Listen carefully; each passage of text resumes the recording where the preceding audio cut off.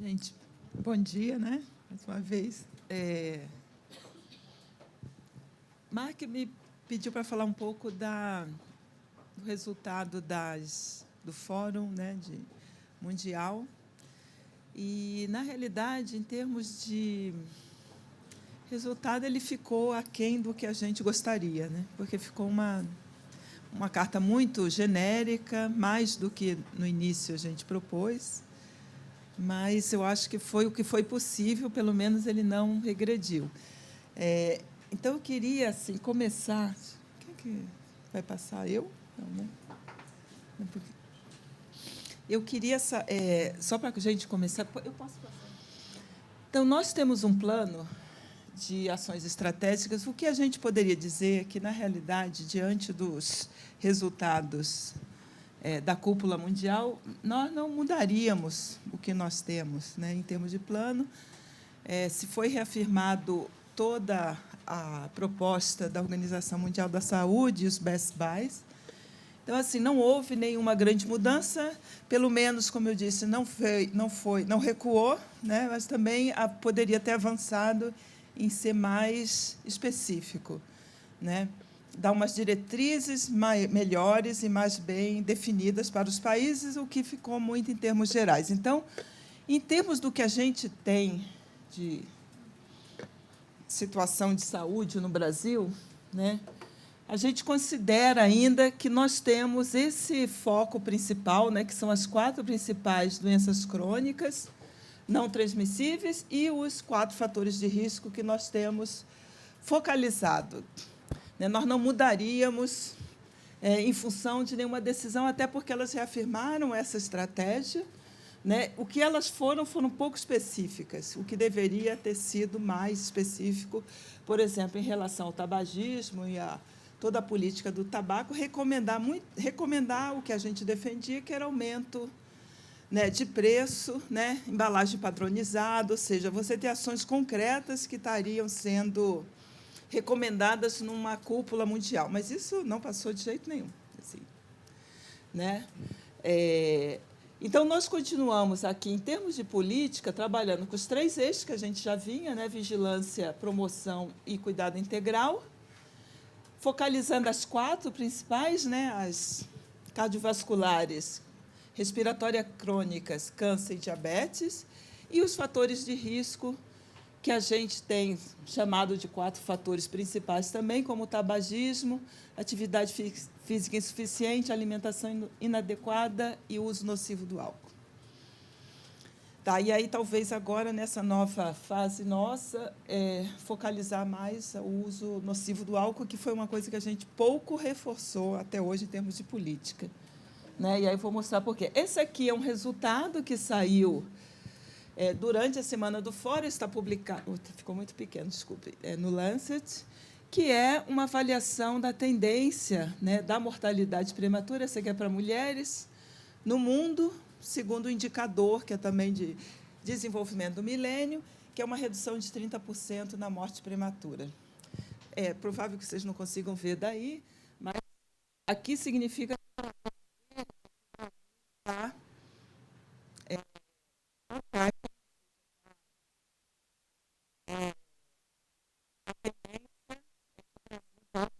a meta para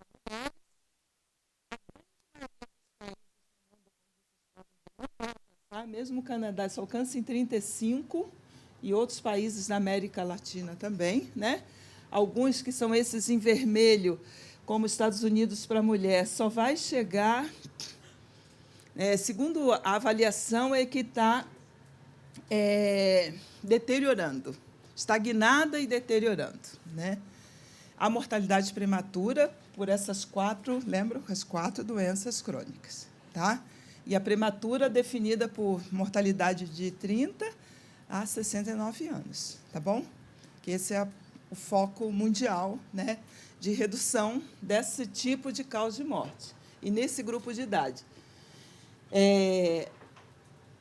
O problema nosso, então, ou seja, a gente estaria, enquanto tendência, ao tracking para mulher e para homens também. Né? Para homens, também nós, Argentina não para mulheres, né? Uruguai só em 35%, o Canadá para homens também, e os Estados Unidos continua numa situação ainda também de deterioração. Aí, no caso, não deterioração, ele vai atingir, mas muito mais adiante de outros países. Tá? Observem também aqui, né, na Europa, também para homens, um pouco depois, apesar que esses países são países que já tinham baixa mortalidade por essas causas, né, nesse grupo de idade. Tá? Então, para eles se coloca um desafio de reduzir uma mortalidade que, comparando com a dos nossos países, já era mais baixa, né? Mas, pelo menos, mostra que a gente, pelo menos, está no caminho certo. Aí, essa é a nossa discussão agora. Tá? Nós tivemos, de acordo com a avaliação que a gente faz no projeto de carga de doença no Brasil. Tá? Essa aqui é uma avaliação de 2015, a gente já tem uma mais recente, mas não mudou muito. Tá? Aqui nós mostramos que nós ganhamos, né, o brasileiro, em média, ganhou, né, de 90 a 2015, né, ganhou mais ou menos 6 anos e meio em expectativa de vida. Tá? Esse ganho foi principalmente devido à redução da mortalidade por cardiovascular, que é quem puxa a tendência de redução da mortalidade por aquelas 4 doenças crônicas. Né? Aquelas 4 doenças elas respondem por mais da metade das mortes nessa faixa etária no Brasil. Isso considerando que a mortalidade por causa externa é alta também nessa faixa, tá? Especialmente para homens. Ela responde mais ou menos por 300 mil mortes no país, aquelas 4 doenças, na faixa etária de 30 a 69 anos. Então, é bastante alto. Né? Mas a cardiovascular vai reduzindo e ela foi responsável por 2 anos de vida. Dos 6 anos que foram ganhos nesse período, 2 anos foi porque reduziu a mortalidade cardiovascular. Tá? Vejam que as diarreias, que eram, em 90, a principal causa de morte infantil, ela contribuiu com 1,6 anos nesse ganho de expectativa de vida. Né? E eu trouxe também para mostrar um pouquinho que as respiratórias contribuíram um pouquinho, né? E também os cânceres e algumas outras causas, como cirrose. Tá? Então, tiveram uma pequena contribuição nesse ganho de expectativa de vida, mostrando que a tendência, né, não é de aumento nessas causas, pelo menos até 2015. O que nos preocupa? Se a gente olha tendências, né, mais recentes, tá? Eu tenho aquelas mesmas 4 causas, agora falando para toda a população brasileira, de 30 a 69 anos, né, utilizando aqui todas as crônicas e aqui só as 4.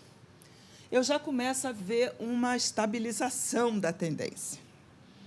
Tá? E o que está estabilizando essa tendência aí é exatamente a cardiovascular, que vinha puxando para baixo, né, e agora ela começa a uma tendência, ainda não vou dizer que é uma tendência de aumento, a gente está avaliando melhor agora, porque já saiu o dado 2017, e nós vamos avaliar se eu posso dizer que eu tenho uma mudança de tendência. Mas, com certeza, ela não está mais caindo como ela vinha caindo. Né? Ela chegou a cair 4,5% ao ano, chegou a 5%, e agora ela já tem uma variação positiva. Né?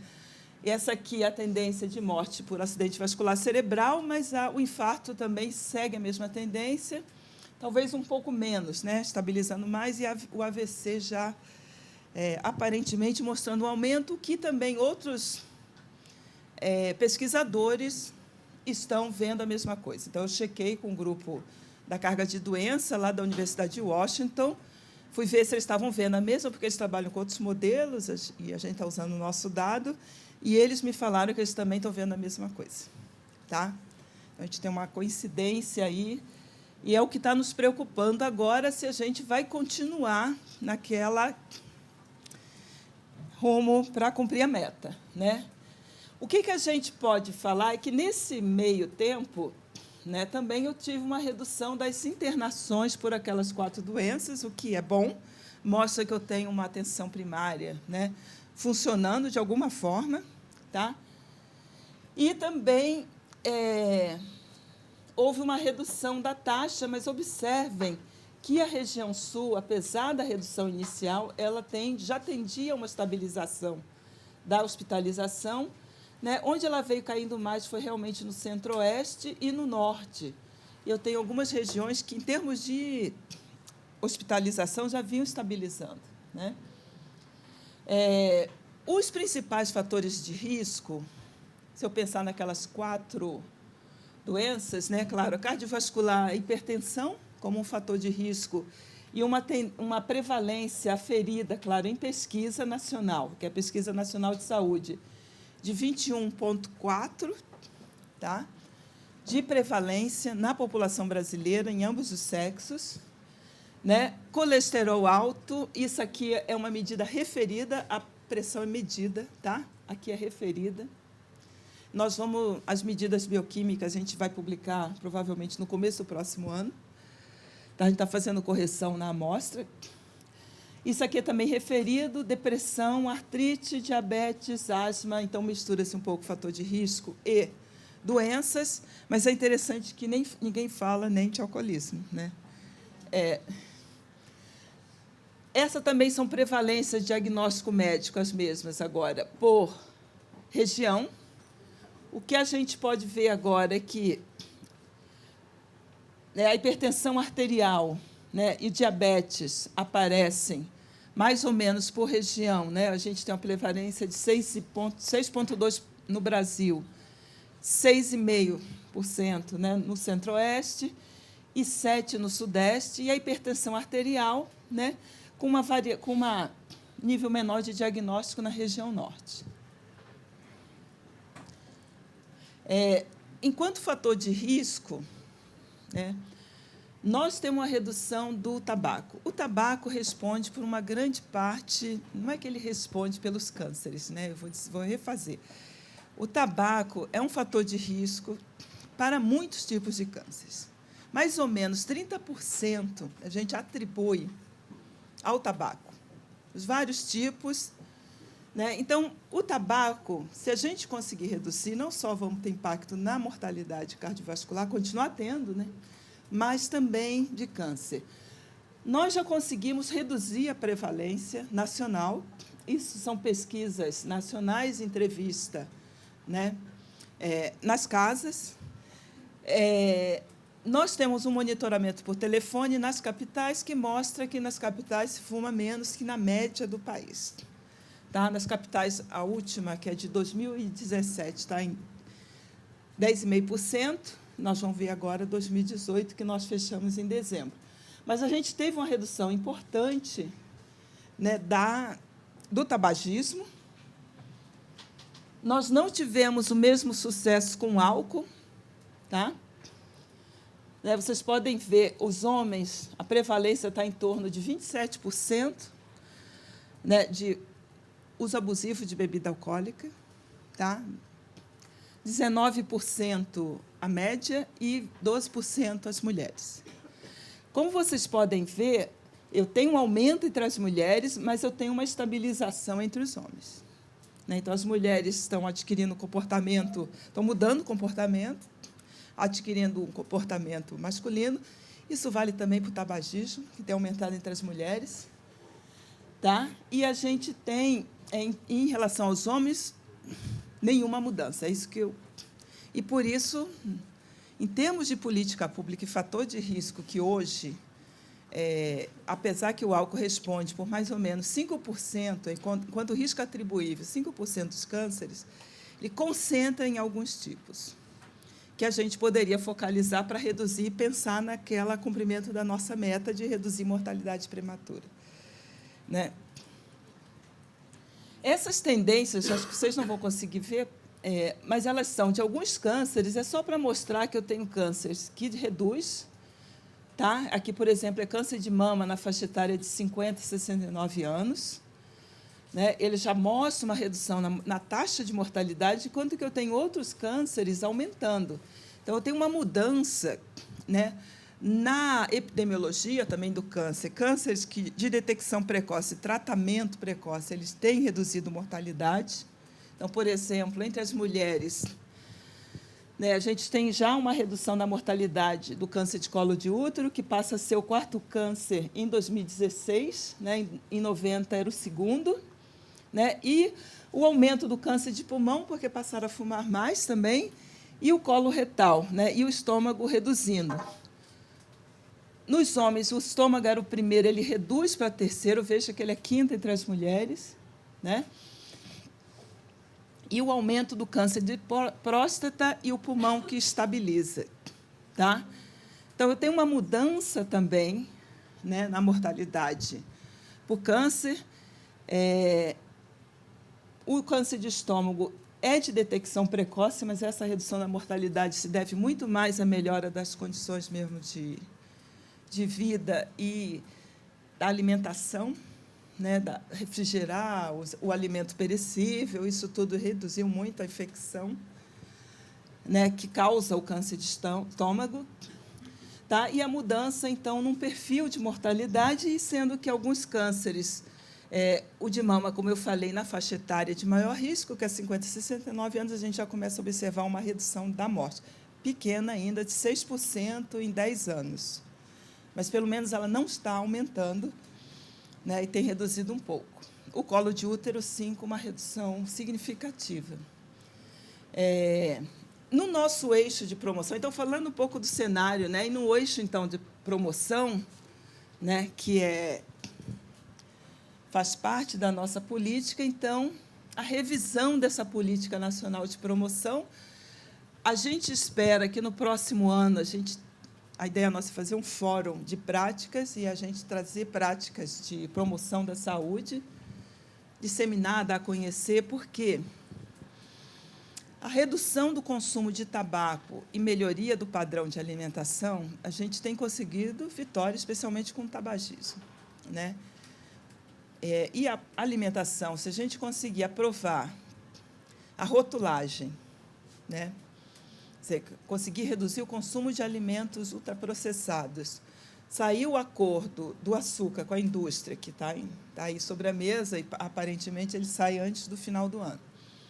Né, nós vamos ter uma política, né, que vai, provavelmente, ter um impacto, né, nessa doença crônica relacionada, né, à alimentação. O que nós ainda não temos firmemente é o álcool. O álcool ainda não... A gente não conseguiu, em termos de política pública, né, sequer controlar o adolescente que bebe em espaço público, né, que seria, em teoria, bem mais fácil, né, porque está ali, é proibido, está na lei, não é? Em teoria, esse seria fácil chegar nele, né? Mas nem isso eu consigo, né? Então, eu tenho um problema grave em relação ao álcool, é uma questão cultural, mas também comercial. É um determinante comercial, a indústria é muito poderosa, né, e tem, inclusive, se voluntariado para alguns projetos de financiamento de sistemas de informação ou de monitoramento de acidentes, especialmente os acidentes de trânsito, né, se propondo, então, a contribuir no que seria uma espécie de redução de danos. Né? A gente sabe que o risco, o que a gente estima em termos de risco atribuível do álcool? Que o álcool diretamente, né, através das doenças, né, seja em termos de impacto na saúde, na doença da população, responde por mais ou menos 60 mil mortes por ano no Brasil. Isso incluindo violência, acidente de trânsito e cânceres, né, e cardiovascular também. E responde, por exemplo, o tabagismo por 150 mil. Tá? Então, a gente tem um risco, tanto do tabagismo quanto do álcool, ainda muito altos, né, que a gente poderia reduzir e melhorar a saúde da população e pensando no cumprimento da meta nacional, né, mundial do ODS. Esses são eixos temáticos da Política Nacional de Promoção da Saúde, como eu estava falando, dos fatores de risco e estratégias de territorialização, né, e chegando até a comunicação social com trabalho de temas prioritários, que é o que a gente vai buscar fazer, criando alguns laboratórios agora de intervenção. Eu vou rápido agora, que meu tempo acabou. Então, eu já tinha falado dos temas prioritários, né? Alimentação, atividade física, tabaco e uso abusivo do álcool, seria o nosso foco. E os programas de promoção da saúde, o programa Saúde na Escola, Academia da Saúde. E, só rápido agora para a gente finalizar, esse é um artigo que a gente publicou recentemente na Nature, mostrando que, no Brasil, quer dizer, a atividade física reduz em 12% a mortalidade por câncer de mama entre mulheres. E o que a gente viu também, que a inatividade física, né, e o risco atribuível ele é maior nos estados mais ricos, tá? Que mudaram muito o padrão, né, de comportamento e aí adquiriram comportamentos também de risco. Isso tem refletido na mortalidade. Veja que os estados, é como a gente dividisse aqui, né? Tem uma mudança aqui. A idade padronizada em 2015 e aqui em 1990, para vocês verem que os fatores, essa mortalidade continuou alta no Sudeste e no Sul, né? E aí ela aumenta depois para alguns estados do Nordeste, mas eu tenho uma divisão clara do território em termos de atividade física e morte por câncer de mama.